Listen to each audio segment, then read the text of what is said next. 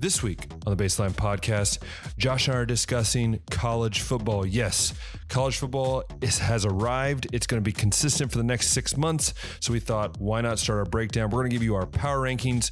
We're also going to break down a few games of this first week, and then also discuss our last NFL division, the NFC East. All that and so much more coming up on the Baseline Podcast. Hey everyone, welcome back to the episode of the Baseline Podcast. I'm Ben. That's Josh, and as the heat of late August, early September is unfortunately rising, also what's rising is the world of sports. I mean, we've got baseball going on. We finished the Olympics not too long ago. We have baseball going on. We have football, both college football, NFL is going to be happening. We have basketball, it's right around the corner. Josh, we say it every year. This is some of our favorite times of the year. But before we jump into the craziness that's going to be in the next, freaking 5 months of our lives, how was your week? How was your week? Yeah, week was good. Got adjusted back to working nights again. I'm sure it was so easy. not as easy as I wish it would have been. And then I also had to cut out a little bit of my sleep to get paperwork done because I bought a car. Ooh, what'd you name it? I don't name cars. I think that's cringe. Josh, come on. I really do. I don't play along with that. But if you want to have a little bit of a description to maybe come up with a name for it for yourself that I'll never call it. It's a red 2012 Toyota Camry. It was one owner, never had been in an accident before, just 120,000 miles on it. So it's they had it all detailed up and shiny. It's looking really, really good for like as old of a vehicle as it is. And since it's a Camry, I'm probably going to drive it for over 10 years, over 300,000 miles on it. So I got two names for you. I got two names just came to my head. We can go with Bubbles. Based on what? Just, I was thinking of you and what would annoy you as you drive it. No, the other one I was thinking was is just naming it like Red. Like, because there's name Red. But, it's red, Corolla. So, see, that one's not as weird because then you just be like, hey, this is red. Welcome, jump into red for me, will you? Like, I had Elliot. One and a weird one. This is the thing. I had Elliot the Element. It made sense, It kind of went together. So, yeah, over here, the one car we owned, I don't even think we had a name for it. I think I tried to call it Bertha, but then that just sounded weird. I felt Bertha was a little weird for a car. A little bit. No, there's some people that have some weird names. Like there's some weird people out there that have some like really weird names for their cars, and I can't. For real? Yeah. Can't. I did like they put the name on the car, and then that's when it's too far for me. Like it's fun if it's just like a joke, like hey, welcome. Actually, on the car, huh? Yeah, it's like a name tag. I don't need that. But anyways, let's go to more normal subjects. My week was good. My job's kicking up. There's just so many meetings. It's like back when you're in college, Josh, and you're like sitting in the lecture halls and like there's like a few things that you're like super interested about and the rest you're just kind of like great. And then when the best is when they follow up, we're going to send this in an email later. I'm like, oh, it brings back good memories. No, but it's been great. And also the national team, U19 national team starting up. So we have our tryout camp coming up, which is like 100 players are showing up to try out for the U19 national team, which I get to just walk around and see what we got. So that'll be fun. But let's get on to the football world because this week starts the endless cycle of, technically last week was, but this week for sure starts the endless cycle of football like every week for like the next 6 months. Pretty much. No, you lost me. My internet's fine. I also I'm gonna throw this back in your face because last week you said week 0 doesn't matter either. Yeah. And as it turns out, it does. But I don't know if you got that. I don't know if you were talking, but you blanked on my screen, so I don't think anybody heard if you said anything to my comments. But yeah, you froze on my screen. But you're fine. I just said yeah because preseason doesn't count. Yeah, that's true. But and then that's why I brought up week 0 because that does count. And yes, we I will already say have this a big though. upset. I will just say this though, Josh, is like as the college football season gets longer and the NFL seems to get longer, like there's a chance we could have like 7 months of football, like in the next couple of years. Or just like 7 months of football. Like when we have our honestly. 36 team playoff and the NFL decides to allow an eighth 45, wild 40. card. It's gonna be like the 48th team playoff, and it's like the 5 and 7 teams just automatic bids. It's just gonna flip it all, and it's Yeah, big cringe. it's just gross. But anyways, yes, let's before we get into college football, because obviously so much to talk about there. Let's talk about the NFL just briefly here. If you want to talk about briefly the Browns just released their 53-man roster. If there's anything you think's fascinating about that, and then we can jump into our last division that we have to break down. I don't know. Do you want me to read it? Because I have it on our story. If you would Do like it me because to that's read. news to me. I Yes. didn't know So it that was they just had it set in posted. stone. Now there is rumors that also the fact that Malik Willis got traded to the Packers, so weird. But anyways, but it was just released like I don't know, a couple hours ago. Um and if I can bring it up here, yep, here it is. So on offense, Deshaun Watson, Tyler Huntley, Dorian Thompson Robinson, and Jameis Winston. So 4 quarterbacks. Now there are rumors right now that Jameis Winston or Tyler Huntley will get traded, which I think if you trade Jameis Winston, that is stupid because we had so many issues with backup quarterbacks last year.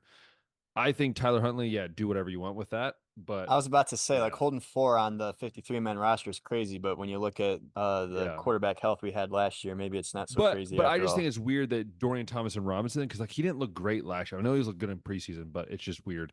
Wide receiver room: David Bell, Amari Cooper, Jerry Judy, Elijah Moore, Jamari Thrash. Wow, I read that really wrong. Dang, dude. Cedric Tillman, and then tight end. We only have 2 tight ends on the roster right now currently: Jordan Atkins and David Njoku. Aiken, sorry. And then running backs, only 2 running backs active: Jerome Ford and Pierre Strong Jr. O linemen, we have Joe Batonio, Jack Conklin, Javon Cohen, Nick Harris, James Hudson III, Dewan Jones, Ethan Pocic, Wyatt Teller, Jarek Wills Jr., and Zach Zinter. So as out of those right now, just looking at the offense, what is your thoughts on the anything that's standing out to you?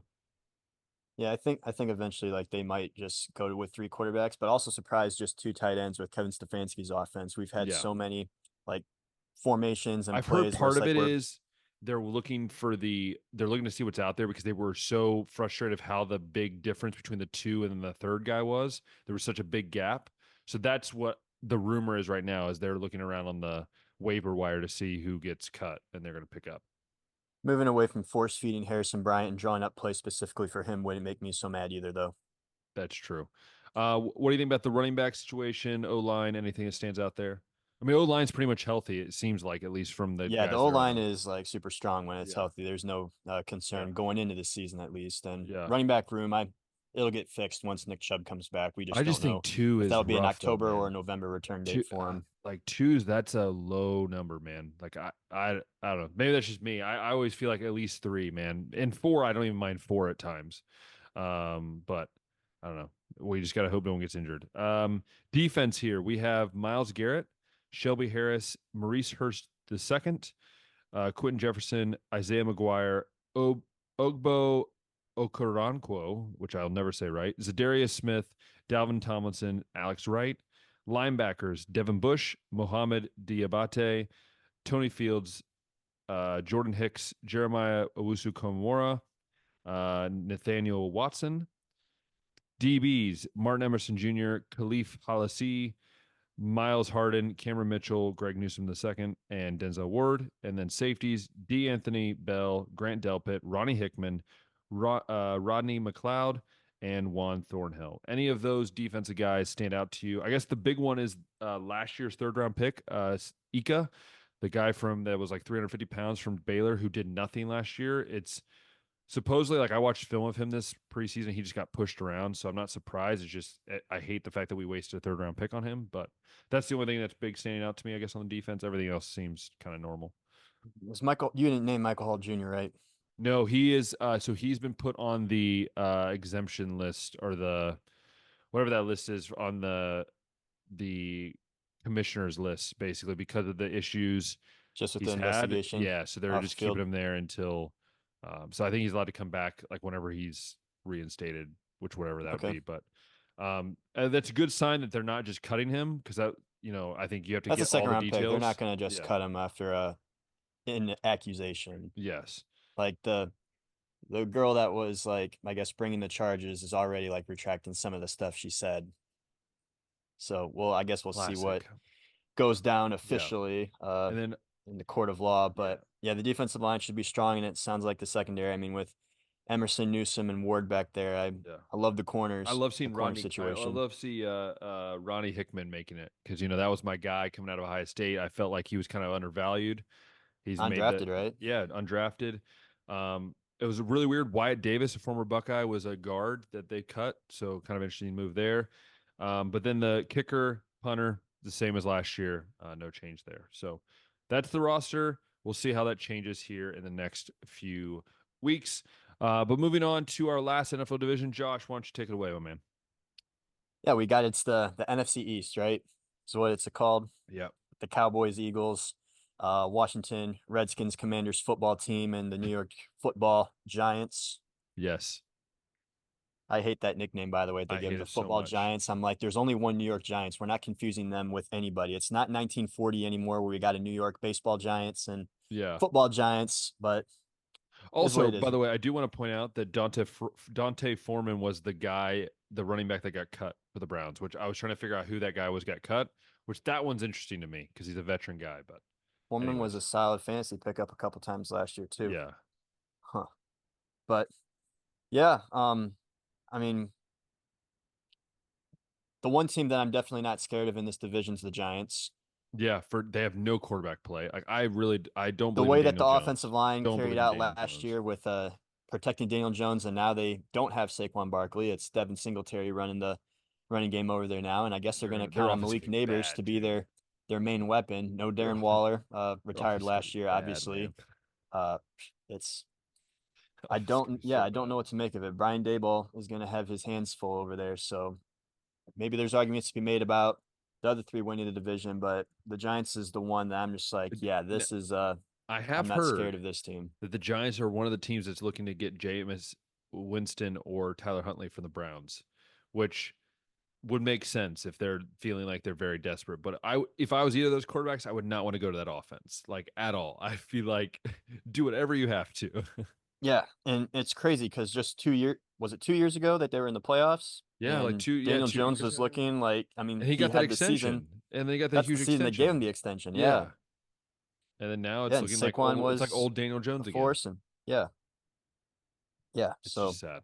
it's really looking like just a one-off season. But yeah, there were times last year though where it's just like he got sacked. It seemed like 20 times a game, and it's like no quarterback's going to succeed if they're getting pressured like that. But even still, this was just never a guy that I really believed in all that much, anyways, and thought the extension was kind of wild. But here we are. Giants got to live with it now. Yeah, I mean, I think their defense will keep them in games, but like, look, I've just seen in the NFL it's changed, man. Like when we were kids, if you had a decent offense, or even if it was a bad offense, but you had a good defense, there wasn't overpowered offenses. In the NFL now, like three-fourths of the NFL has just got overpowered offenses. So it's like it's becoming, and I'm not going to say it's becoming the college game because I know I'll get a lot of people hating us in the comments. But what I'm saying is that more of the college game is taking over the NFL, which makes it more of a high-powered offensive schemes. Which then again, you need to keep pace with that, even if you have a great defense. Yeah. Um. So now I want to talk about Washington as we enter the They're going to be an Jaden interesting team. Daniels era. Yeah. Yeah, they're one that I don't really know what to make. Martavius Bryant, I think, made the roster, which that dude has been out of the NFL for like 10 years, I feel He's like. back. Yeah, he was on he scored the game winning touchdown in their last preseason game. It's the same guy. Yeah, because he was in the XFL. Played in the XFL for like 3 years. Oh, good for him.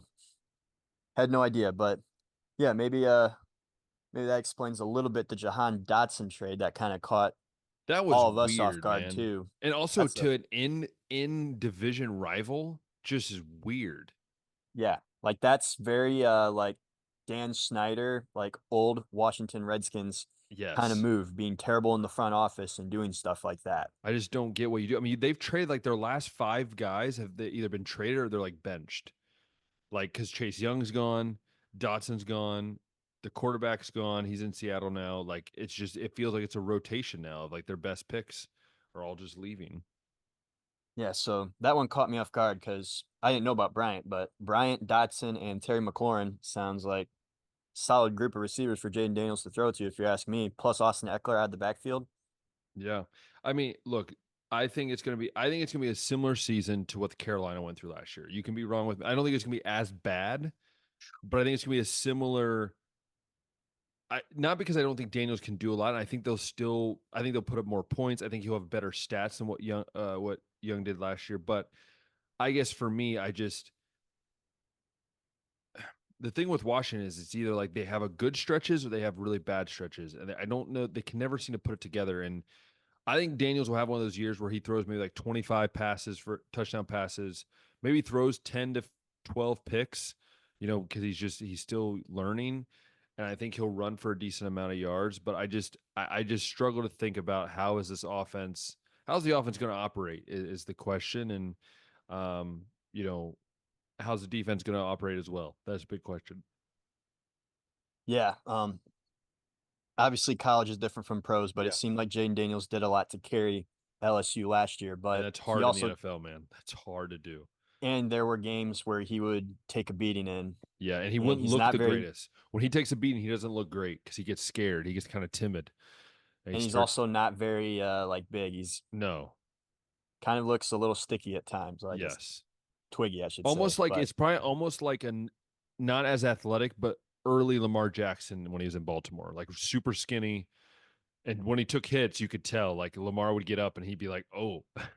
But the difference similar is Lamar frame. can just run by people. Yeah, and I don't think that Jaden has like that No, not he doesn't electricity have that to speed. his run game. But Fasting can definitely use his legs. It's going to be something that he's going to have to use in this league to continue For to be a sure. weapon. But if uh, if Washington's season like ends up being like an epic failure, and I mean they've been winning like 6, 7, 8 Yeah. games, like they've been like right on the cusp of like playoff contention every year because of how good the defense has been mostly. And then you throw in a guy like Jaden Daniels. If they end up like having a colossal failure of a season, I really don't think it's going to be because of him. I think it's going to be other factors, but definitely an interesting team. But Yeah. I think too highly of Philly and Dallas, at least going into this season, to put Washington any higher. And then, like you Yeah. said, there's also potential for a collapse just Yeah. because it is still Washington.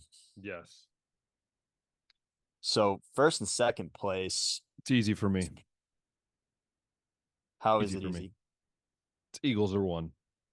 Dallas But why two. are the Eagles one? Even with the cold stretch to end the season last Yes. year, the way Still they one. exited, no Jason You know Kelsey. why? You know why? I give you three reasons.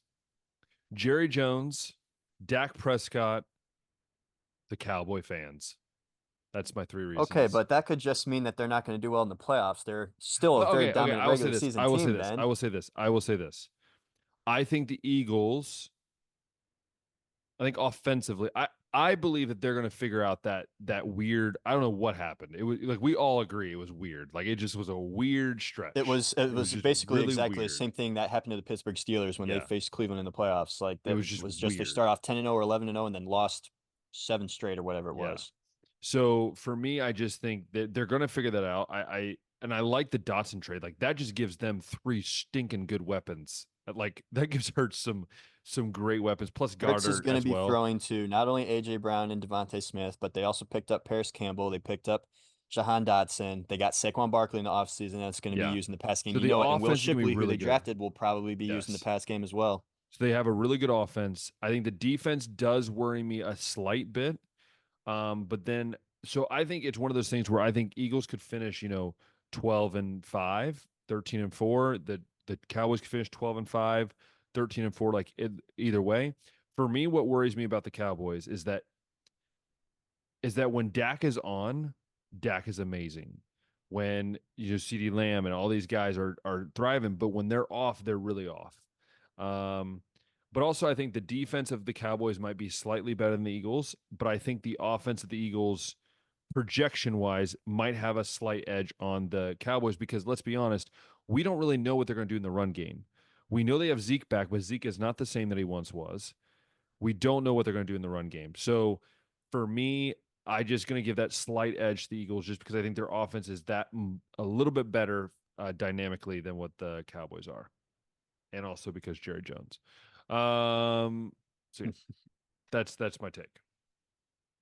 I mean, it's a good one. It's just like I said, Dallas is consistently the regular season team, and just because they suck in the playoffs doesn't mean that they can't win that division. It's always like coming in with a high seed in the playoffs and then like having the epic collapse. But you're right, like the run game in Dallas is like I think obviously the biggest concern for them on offense. Dak, I think, led the league in pass yards, if I remember right, last year, was like right up there with it.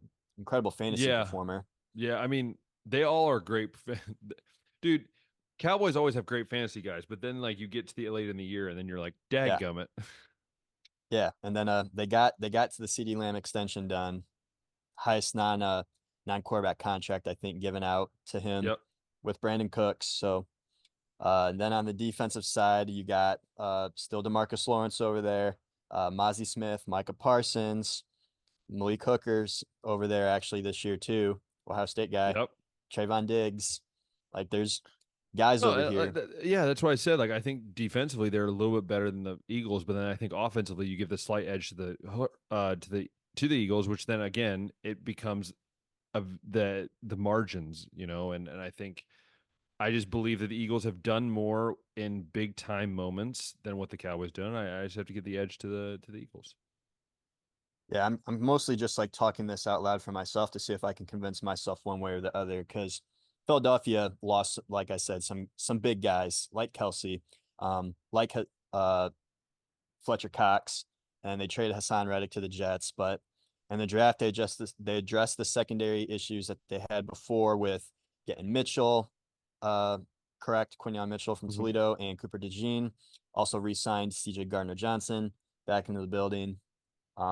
So losing Reddick, losing Cox, we're gonna see how much some of the younger guys are gonna do, like Jordan Davis and Jalen Yeah. Carter. How big of a role will they play now with those guys out of the way? But offensively, I mean, Jalen Hurts had his best passing yard season last year, but also threw the most interceptions he had in his career. So, Yeah. but he's also, I think, going to have the biggest amount of weapons to throw to. I think they did Hmm. a lot in the offseason to And I think we've learned mitigate too. some of their issues. And I think we've learned too that quarterbacks, when they have a lot of weapons to throw to, they tend to throw less interceptions. At least from when I'm watching, Browns quarterbacks or, like I like even thinking about like college game, like I think it's the same thing. Like when you have a bunch of weapons, it's harder to because a lot of times if you don't, you eye in on like one or two guys and teams start reading that. When you have these dudes that you can just split five wide and just say, you know, try to stop us, it's very hard for defenses to kind of key on one guy. Yeah, absolutely. And I think I'm going to go ahead and give the edge here to the Eagles. Just I think they did enough in the offseason to Yeah. maybe address some Yeah. of these things. Maybe Yeah. I guess we're going to actually see how the offensive line does because they're mostly going off of what they've drafted and what they've Yeah. I guess got in the building as far as depth goes, and then defensive line I'm assuming is going to be kind of the same issue here, or I mean the same kind of situation. So I'll go ahead and read some schedules to you too to see if one of these guys has maybe a easier path to winning the division than the other. Checking out Philly first. So opening up the season with a home game, not a home game. They're technically at home on the calendar, but they are at the Sao Paulo game, hosting Green Oh, it's Bay. gonna be so much fun. Should be fun. Yeah, that's actually going to be on a Friday. Wild. So Um, weird. yeah, they'll be at Tampa Bay. They get to host the Browns. They're at Cincinnati. Um, they're at the Rams. They're at the Ravens. They are um,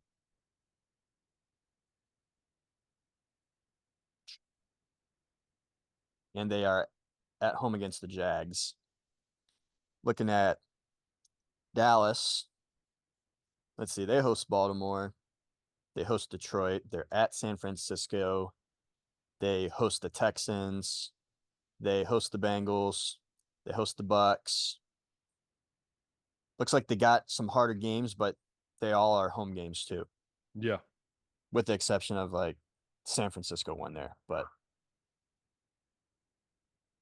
Yeah, I guess we'll see what happens here, Ben. But yeah, I think going into this season, I'll go ahead and give the edge to Philadelphia as well, and we'll see what happens.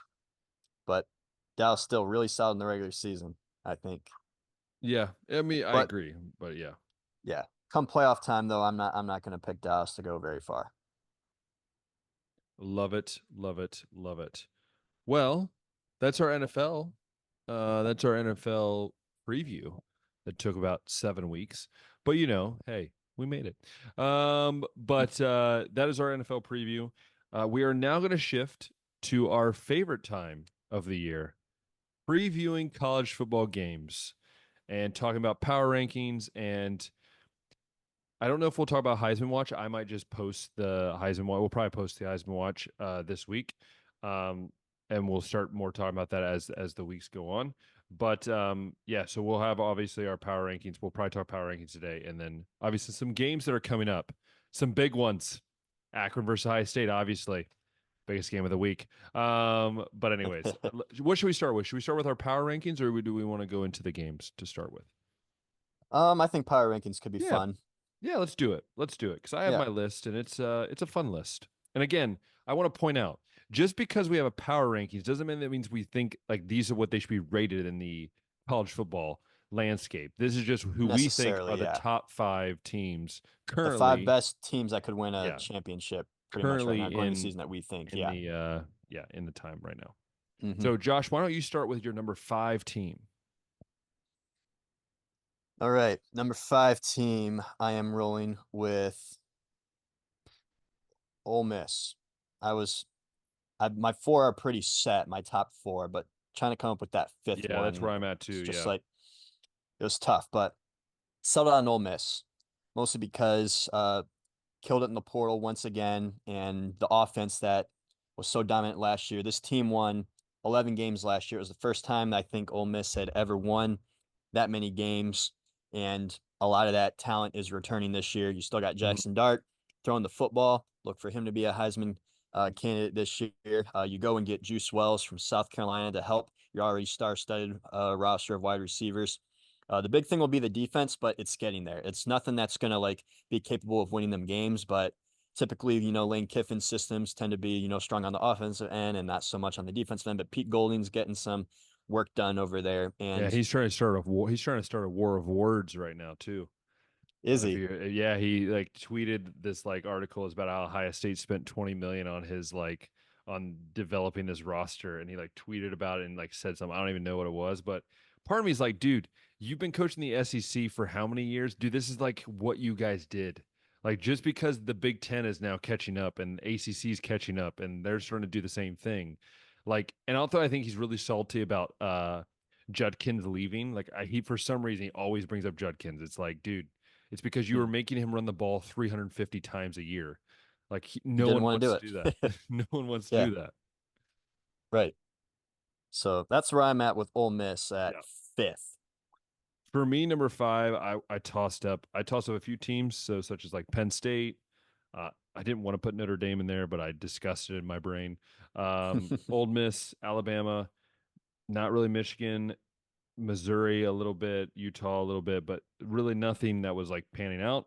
And I ended up deciding to go with Alabama. And this has nothing to do with, now I think mine are going to be pretty similar to what the preseason rankings are, but I guess for me, like Alabama, Old Miss could be interchangeable. I think talent wise, I feel like Alabama might be slightly ahead of this just because I think they didn't lose as much as I think they thought they were going to lose from Nick Saban leaving. Like they lost some key guys, Caleb Downs and so on. But Hmm. look, they were able to retain a lot of guys, which is They huge. kept Caden Proctor. They Yeah, kept Ryan Williams in yeah, recruiting, top exactly. receiver in his class to So stay. so for me, I think that this is where you're going to see. I think Alabama is going to have a decent year. I think they're going to go about 10-2. I think somewhere in that will range. And so again, I think currently right now they're my fifth best team, and I'm going to keep it that way. All right. Moving up to number four for me. Yeah, Um, Going with Texas. Even with losing the first round talents at defensive tackle and the guys they had outside, I think they did plenty to go ahead and replenish there. I think that lost running Quinn backs, Ewers, which is tough, but yeah, losing the running back depth like we talked about last week, Jaden Blue, I think is going to be huge in the success of this team offensively now with the amount of injuries that they've had in that room. But also, I guess just waiting and expecting Quinn Ewers to take that jump forward. His first year starting over there, he had some flashes, but just wasn't consistent. And then last year, he was pretty good.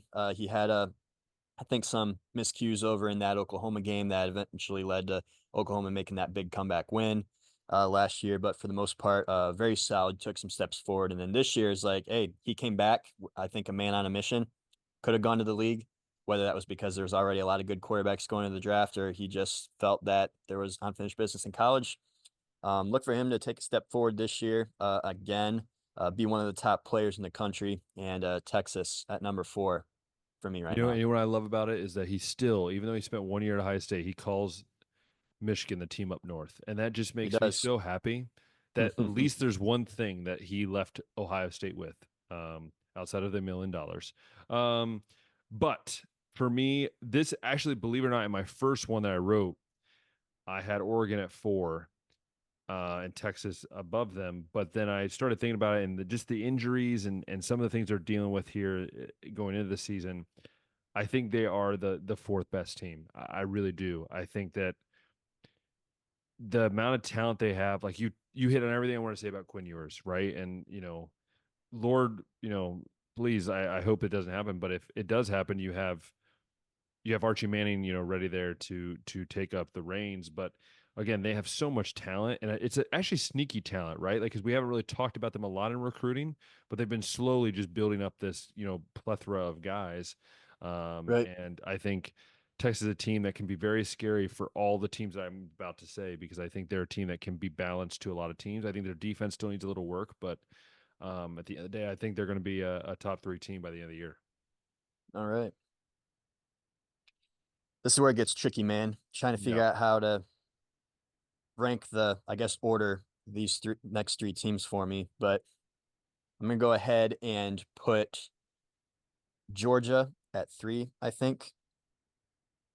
I think Carson Beck is going to compete for a Heisman Trophy and possibly the top pick in the draft this year. But Also, he got a NIL deal with a freaking private jet company. Must be nice. pretty cool, right? Must be nice. Yeah. Yeah. So I guess these questions I think will get answered for me. I know that Georgia's a team that recruits very well, but even still, like, I would like to know who's going to be, I guess, the bulk of the skill position guys, right? Who's going to be getting the ball? Because no Brack Bowers this year, no Lad McConkey this year. They do have Delp though, and Delp is a freaking animal at tight end. Yeah, yeah, like So he might have been able to be one of the better tight ends in college football last year if Brock wasn't in the way, but I expect him to be there. But yeah, I want to see a little bit of this version of Georgia first before I would maybe consider putting them any higher. But for now, I'm going to go ahead and put Georgia at 3. yeah, I mean, I understand everything you said. This is where we're going to differ a little bit. I'm going to put Oregon at 3. I think Oregon, their offense is going to be electric. Um, I think people might be a little overhyping Oregon, and I don't want to say that and like tick people off, but I do feel like people are talking a lot about Oregon as like they're the team that's coming in that like everyone in the Big Ten should fear them. I'm like, they've not played this brand of football ever.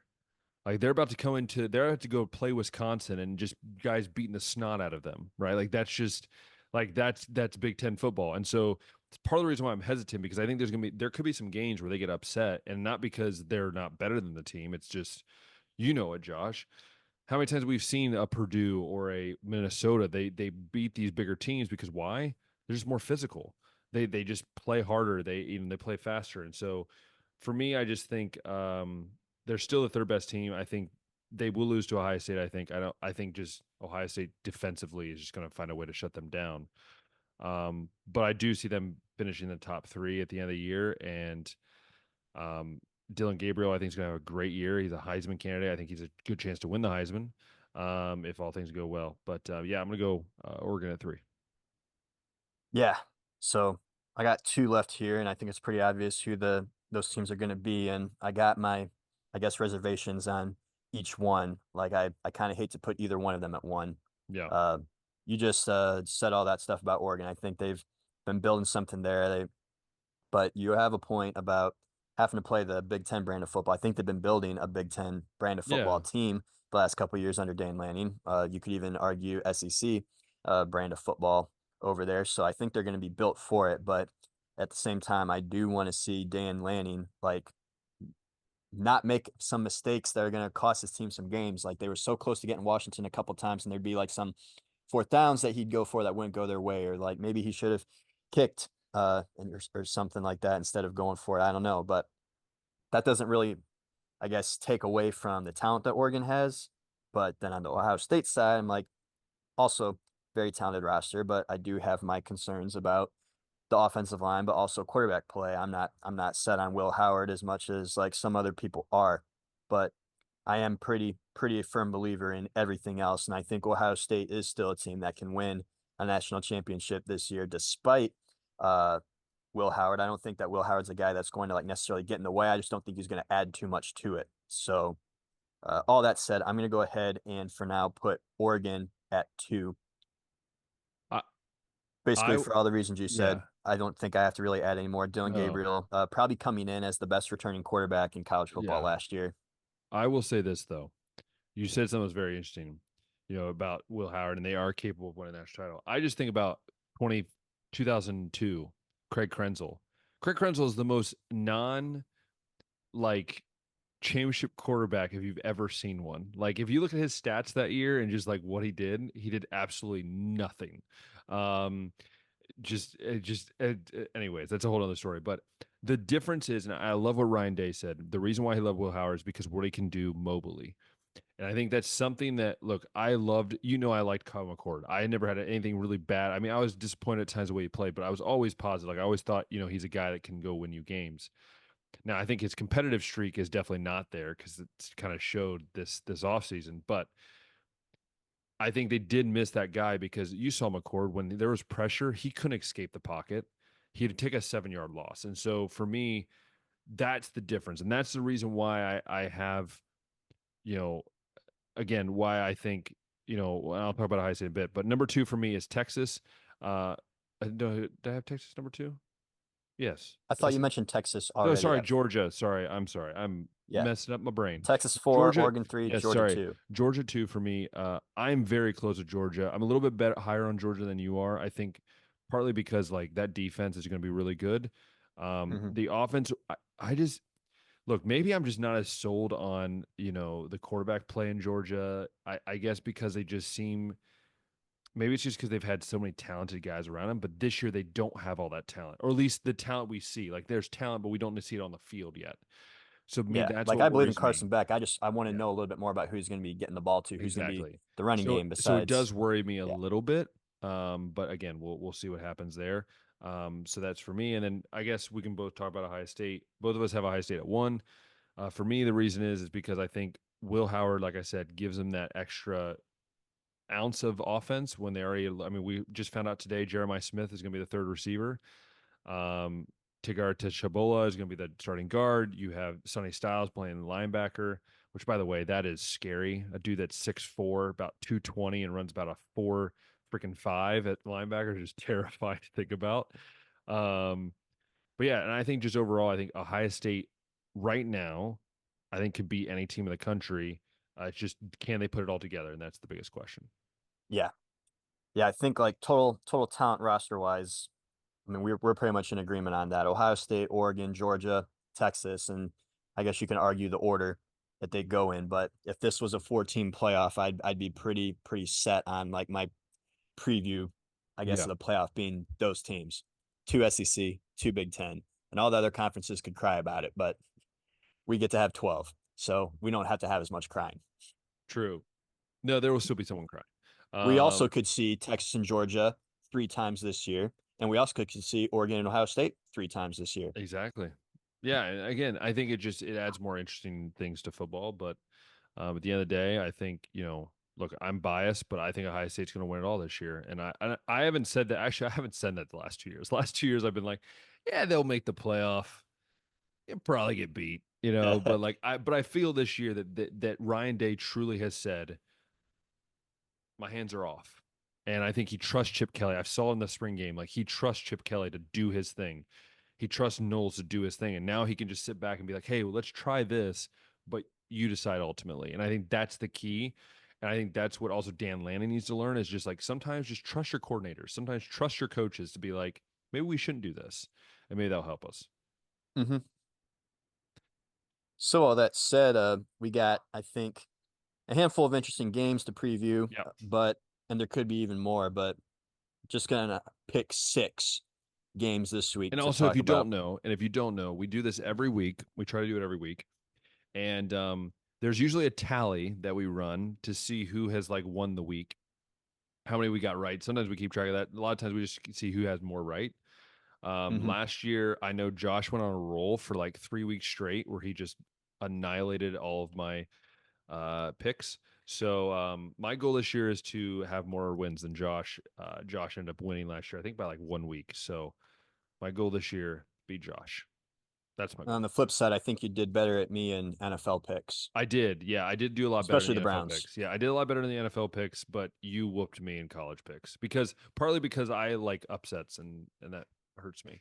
You do like Uh, picking upsets, and I I am do. very hesitant to go upset Yeah, unless I really believe in it or shows see a lot like about us. I guess, a Yeah, mismatch or maybe an injury that's getting overlooked, or I just don't think that the AP got the ranking right kind of thing. But yeah. we'll kick it off here, Ben. Saturday at noon, Let's do Clemson and this. Georgia Ooh, at Mercedes-Benz Stadium this in Atlanta. is So technically neutral field, this but is at yeah. Georgia This nonetheless. this is easy for me. Like I like It's a top Clemson. 25 Listen, matchup in the sense that Georgia's Clemson 1, Clemson's 14. Clemson's on their way down. Like I think if things don't change with Dabo in like 4 years, Clemson can be like one of those teams that's just like I hate to say like a Kansas team, but or like something similar where they're just like a 8-4, 7-5 team. I'm just saying that's the rate they're going, and I think they're going to get beat. I'm going to even put scores out because I like to do that. Let's hope Josh changes his tone this year and tries to do it. I I'm hate gonna doing scores. Yeah, I don't care. You know what? Team effort here. I want to go Georgia 20. No, I'm going to go Georgia 31. I'm going to go Clemson 17. 31-17. I'm going to go Georgia winning this one. That's pretty close to what Vegas thinks, Ben, Look at it. Look, because the over under if line's I don't, 48 and a okay. half, and the Also, if you spread don't is know, Georgia minus 13 and a half. also, You're if you like don't spot know, on. I don't pay attention to Vegas at all or any of the betting stuff. So when he says that, he legit means like shock that I got as close as what 31 to it is. 17 is 48 points, and the over under line is 48 and a half. Thank you. And I bow out. Georgia winning 31 to 17 would be by 14 points, and they're a 13 and a half point favorite. See, what can I say, Josh? I just know Vegas. Just know Vegas. That's Yes, how but this reaction as you're watching is like legit him like shocked of like I how I am. predict this. What would And you I go kind with of, there, Josh? well, I'm going with Georgia. I don't think I really have to say why. We just talked about them in the power rankings, but I'm with you that Clemson, I think last year could have been the beginning of the end for them. I think they lost 4 or 5 games, Yeah. and Dabo's still not attacking the portal. I thought maybe getting Garrett Riley last year as his offensive coordinator was like a good step in the right direction because it was like not a promotion from within of somebody that doesn't necessarily deserve it. He's still got Cade Klubnik here at quarterback. They're still, I mean, recruiting hasn't totally fallen off just yet, but I do need to see Clemson like do something different in the future because you're starting to see those teams like Virginia Tech that we talked about in Miami, and some of the others are starting to, gain rise in Florida State. I mean, I guess time will tell to see if they're going to be flattened by that week 0 loss or if they're going to be here to stay and still win 9 or 10 games. But yeah, Georgia, I think very highly of them, and I think I'll at least get to learn a lot about their skill guys in this game. Uh, but I'm gonna go ahead and give Georgia a 3 touchdown win over here and say that they're gonna go out on top 38 to what would be minus 21. 38 minus 21 would be 17. what? 17? Yeah. Okay. That's it. I This just is got so him like funny. one Like more score. there was a moment there where he was thinking like, I'm not going to say it, but I'll say it. All right. Next game. Here we go. Next So, game on the agenda yes. here. This is the Fox Big Noon kickoff game. This Yep. is Penn State at West Virginia. And maybe some people are surprised that Penn It's a State's rivalry, only by a the way. People don't know this. This is a rivalry. People don't know that. It's a rivalry yeah, game. Yeah, it is. And Penn State's only an 8 point favorite going into this one, which a lot of people might Yeah. be surprised by. But No, I'm not as you surprised. saw last year, West Virginia took a step forward last year. They were able to win 9 games. Yep. And Penn State, I think all their wins were by double-digit points last year. But in the Ohio State Michigan games, when things got kind of ugly, like they didn't look so hot. they didn't really trust Drew Aller all that much. And I guess in this first game with their new offensive coordinator, I forget his name. It's like Koloniki, the guy from Kansas. I can never say his name. Yeah. Yeah, but I guess we'll see how much they trust Drew Aller this year to like actually throw the ball downfield. No doubts about the run game or the offensive line or the defense. I think those things are pretty set in stone at Penn State. You can always count on those to be good, but the quarterback play, we're going to find out this year if Drew Aller can take that step forward, because a lot of guys can from year two after year one. We saw it at least with Quinn Ewers last year, so maybe and Joe Burrow at LSU, but look for Drew Aller to do that. I think they can cover this 8-point.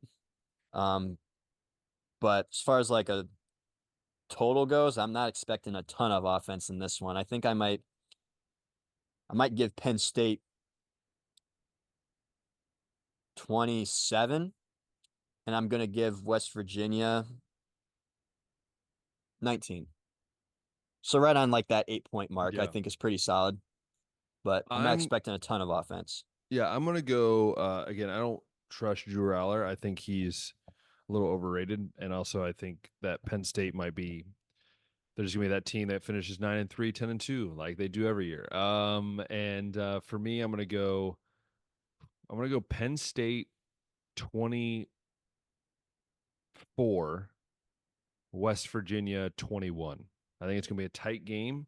This is one of those games early in the year. It's a big matchup. It's not a little team versus big team. So I'm going to go 24-21 Penn State. All right, moving to the 3:30 kickoff. We actually got both of our teams playing at this time. So we'll start off with maybe the easier one to predict, I guess. Akron at Ohio State. Yeah. Ohio State's favored by 49 points in this one. That's probably about right. Mean, it's just a matter of if Ohio State wants to put up that many points. I think for sure you're going to see the first team play the first half, probably like what they normally do, which is like Ryan Day always does, like the first drive in the second half. So basically, they play the first half, they play the first drive, and then you see the quarterbacks. Because right now, Brown is the backup, and then you have Sand, who's at the listed as the third quarterback. Which I don't know what they're going to do with Keenholz, because like he's basically now like the fourth string. And you ain't even named Aaron Nolan yet. Yeah, and so I think those two will split the end of the game. But I'm going to go. I think it's going to be one of those. I think this is where I think the defense is going to make statements, because they normally with Ohio State is they end up giving like 17 to 20 points because the backups come in and the defense doesn't play as great. I wouldn't be shocked if Ohio State keeps their defense in all three quarters and says like we're going to try to keep a shutout, or at least close to it. I'm going to go Ohio State 63, Akron 7, mainly because Akron is atrocious. And I just don't think they're going to do anything defensively against Ohio State, offensively against their offense. So I'm going to go 63-7 Ohio State. Yeah, I mean, I saw CJ Stroud and Ohio State hang 70 on Toledo one time, and that was with backups coming in. We saw like TC Coffee put up some points, and Jaden Ballard and guys that were backups like still coming out here and doing damage. And we think pretty highly, at least, of a lot of depth on Ohio State. So just with all those guys you named, I think that they could also maybe put 70 up again if they want to. But I'm with you on the shutout. I'll go 63-0 straight up. Do it. I love it. That makes me happy. Now let's go to the team that some people care about. The team down south. Yeah, jeez. Sure. This game is at the Swamp, Ben, which is going to heavily also, I do want to pause real quick. Kind of breaking news, sort of. The NCAA is proposing eliminating college football's spring transfer window. Just thought I would point that out. So you can only transfer at the I'm guessing end it's like I'm guessing fall. What they'll do is they'll switch it. I'm guessing is they would do it like after the bowl season, and they would just have a longer, like maybe it's like a month, maybe or something like that, where it's like right in the middle or to the end of bowl season, and then it's like until February signing day, basically. I think that's what they would probably do to kind of eliminate both issues. That's interesting, because the one after the spring's a little shorter, and it's mostly just for like those guys that didn't win their battles in the spring and they're graduated or something get a shot somewhere else. Yeah. But anyways, very interesting. Going back to Florida. Yeah. So these teams actually played back in 2019, I think it was, on a neutral field. Still both two Florida teams, so it doesn't really matter anyways. But with this one, I mean, on one hand, you got Miami that I think highly of. I think that they can compete in the ACC and get to that not national championship, conference championship Yeah, game. watch yourself. Yeah, watch it right there. On the other end, I got Florida, who I really don't know if we're going to know how good they are given how hard their schedule is because the record's going to be ugly. But Yeah. at the same time, if Florida's going to win more than 4 games this year, this has to be a win. It's just got to be. We're at the Swamp. It's one of the hardest environments to play in. Swamp. Uh, Miami isn't going to be affected by the heat because they also play down in Florida, but even still, like the crowd factor and everything in there, like this Florida team can come in and beat teams like Utah on their home field over here that they have no business playing or like even competing against. Uh, this is going to cause a lot of drama, I think, with whichever team loses because these are two coaches that are coming in kind of on hot seats. Mario Cristobal in Miami and Billy Napier over on Florida. But even still, Miami can lose this game and still be fine as far as competing for the playoff and the ACC, I think. But just from the Florida perspective, I'm just like, they got to win this game. There's like no ifs or buts about it. If they don't win this one, like if they can't handle the out of conference games, like once they get in conference, like we talked about that, those games in October and November that are coming up, absolutely brutal. So mostly just for the fan base's sanity and for at least 4 wins, I'm picking Florida, although Miami is a 2.5 point favorite.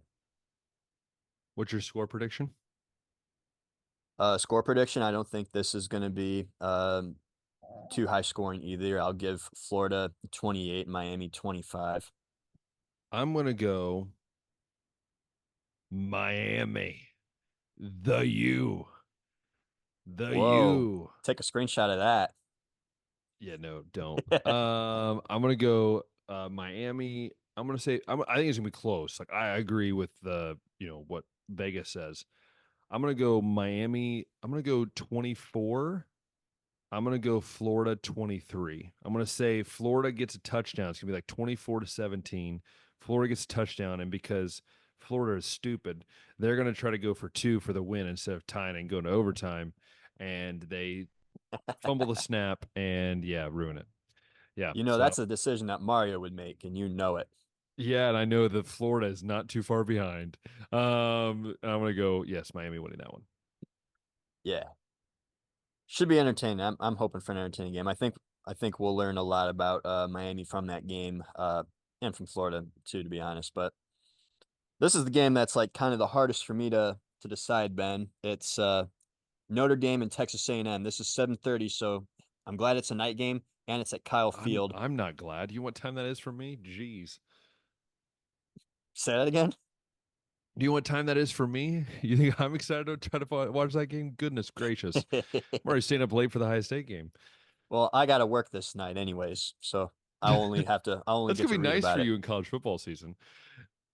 Yeah, every other week, like I'll get to watch. It depends on how early I want to get up. If I'm gonna like only sleep 4 hours and start watching at noon into 3:30 before I gotta go in, or I guess we'll figure that out. But yeah, so Notre Dame at Texas A&M, a 7 versus a 20.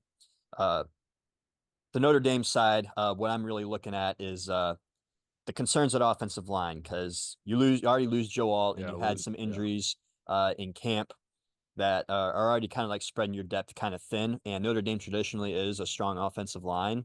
Then on the flip side, Texas A&M has a really strong defensive line. They've really fixed the defense up in the portal. You got a defensive minded head coach in Mike Elko over there now. So that's another thing to like really pay attention to here too is like we're past the Jimbo era now. Now we're in the yeah. Mike Elko era. And with this being at Kyle Field, one of the hardest places to play, they say in college football, I'm thinking that Notre Dame might be on upset alert here, Ben.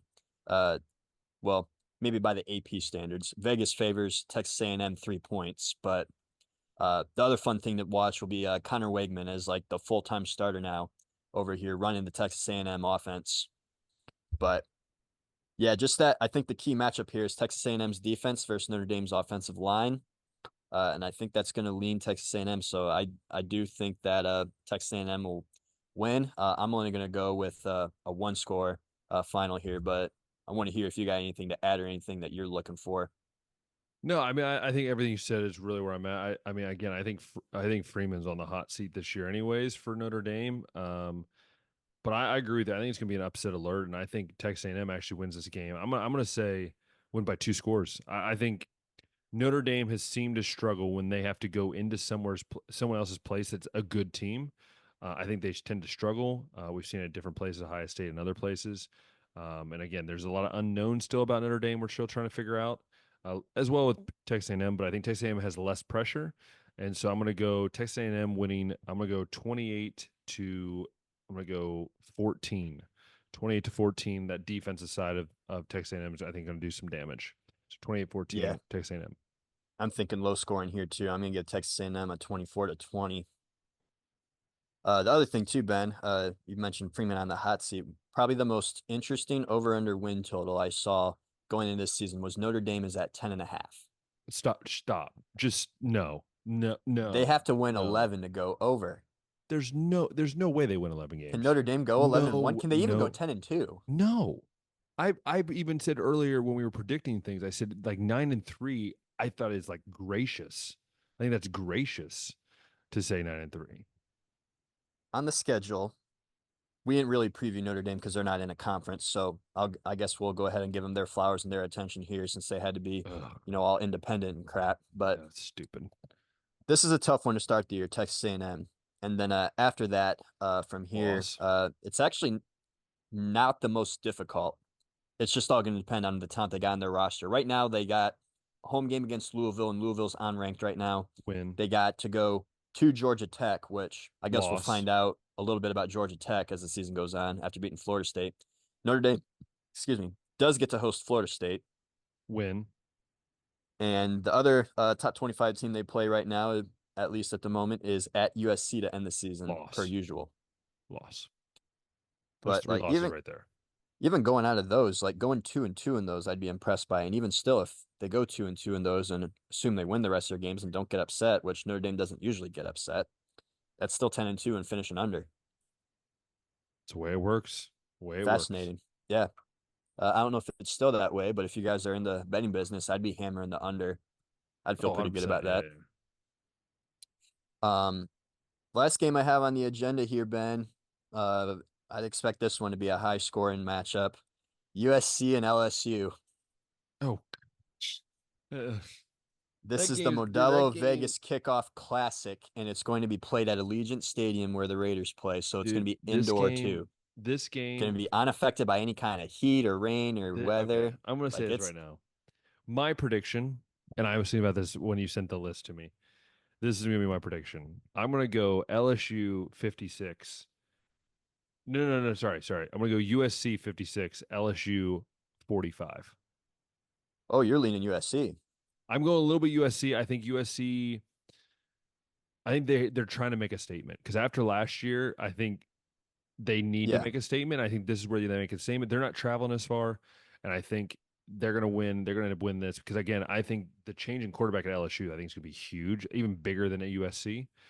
I'm going to go USC. Yeah, USC winning 56-45 because I don't think there's going to be a single ounce of defense played in this game. Well, I'm with you. I don't think there's going to be much defense in this one either. I am leaning LSU in this one though, and just from what I've seen from Garrett Nussmeyer in spot situations, uh, I am leaning a little bit more towards him. And that's not to say that Miller Moss didn't look spectacular in the bowl game he played in Yeah. last year either. It's tough to judge bowl games sometimes because of who you're playing I mean, against and like how much Ohio did the State. Look team at Ohio care. State and Missouri. I mean, Ohio State played and had no one playing basically in that game Right. against Missouri. The other thing too, and we talked about this in the Big Ten previews, Miller Moss is coming into this season as the least talented quarterback Lincoln Riley's had to work with. Yes. But like you said, both of these teams just like USC has neglected defense, and LSU for whatever reason hasn't been able to recruit and develop defense. Like they Like forgot. outside of Harold Perkins, I don't really know like who else they got that's going to be like able to make an impact over there just yet. They Yeah. they tried to go and recruit some more defensive backs and go in the portal and get more, and they were unsuccessful again. But they did fire like the whole entire defensive staff, so That's we're true. getting a whole other outlook, I guess, on life on the LSU defense. And I mean, not to the same extreme, but Lincoln Riley did finally fire Alex Grinch over there. So we're going to be seeing maybe two different defensive identities from what these teams have had in the past. But I am leaning a little bit more LSU in this one, and I think it is going to be high scoring. The over under in this one, 64.5. I think it's going to easily go over. And I'm going to give LSU 56-50 LSU. Yeah, I love it. I love college football, Josh. I absolutely love college football, and that's what makes it amazing. I've been playing some college football video game, and I just had a game. I'm playing as Oregon State because I moved them to the Big 12 because screw the Pac-12, Yeah. and moved to the Big 12, and I just won a game 63-50 against I think it was like I don't know Colorado or someone. It's like, and I'm like, I'm playing it. I'm like, if this was in any other like conference, I would feel like upset that I gave up that many points. And I'm like, I'm in the Big 12. Yeah. That's normal. I'm just like, whatever. Okay, let me go ahead and throw out a couple other matchups that I guess might be worth keeping an eye on that we're not going to preview. But I think after the week 0, like I said, we're going to see how Florida State bounces back against Boston College, and that's also the first game of the Bill O'Brien era. So a couple noteworthy things there. Michigan is hosting Fresno State. Fresno State usually is pretty solid G5 opponent, but Michigan, we're going to see a lot of new Michigan guys, I guess, taking the field. So maybe another thing to note there. I don't think Michigan's on upset alert by any means, but just going to be interesting seeing like all the new faces over there. Going up to some of the games leading up to this week too. Oklahoma and Temple. We're going to see a couple of new faces over Oklahoma as well, taking over there. But yeah, that's that game is on actually Friday.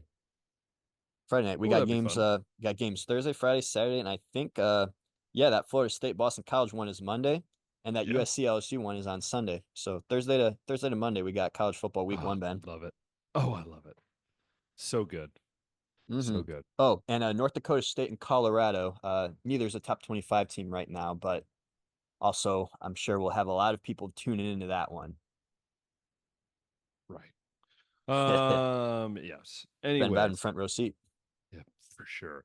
I hope you guys enjoy this. We're back in college football, which is obviously Josh and I's like favorite time of the year. So again, with these, if you follow on our Instagram at baseline.podcast, we'll be posting the graphics. I'm kind of updating the graphic a little bit to look a little different. So we'll post the power rankings as well as our Heisman watch list. We didn't discuss it today. We'll probably start discussing that next week, but you'll be able to see, kind of what we're thinking. And then from there, obviously every week they'll change and we'll give updates throughout the year of college football. And if you've loved watching us debate and discuss and have weird facial expressions, then go ahead and click that thumbs up button, hit the subscribe button, hit the notification bell. That allows us to know that, hey, you love it. The algorithm loves us. And then, yeah, we just keep on moving on.